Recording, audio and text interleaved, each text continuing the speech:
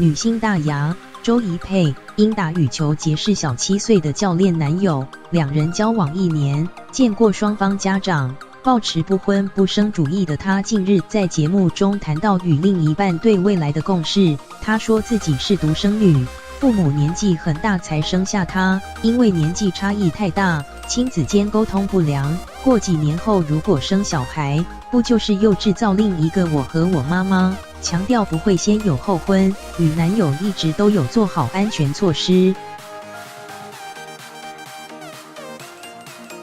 大牙21日录节目《麻辣天后传》，最近刚拍完8点档戏剧，目前计划先休息半年，每天睡到自然醒。原来他过去有睡眠障碍，曾失眠到天亮都无法入眠。经过调整后，他说自己现在每天睡很好，固定早上8点就起床，趁休息的时候也想出国玩或是去潜水。过去大牙曾在脸书上贴出自己体重的照片，强调自己是不婚不生主义者，意外和网友杠上。事后他也解释，自己虽然喜欢小孩，但没有将生小孩这件事放进人生规划，对结婚也没想法。而大牙也在节目中再度谈起这件事，提到目前自己也没打算定下来，想要小孩的话只会考虑领养。虽然与男友还处于热恋期，但都有做好安全措施。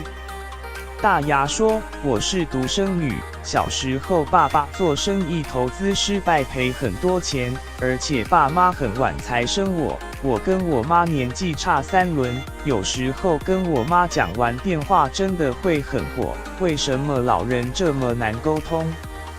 如果以我现在年纪，过几年后才生小孩，不就是又制造另一个我和我妈吗？”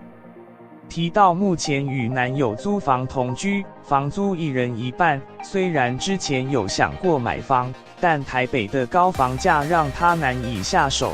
我要养家，付房租和车贷，要存钱太难了，除非家里有先准备第1桶金。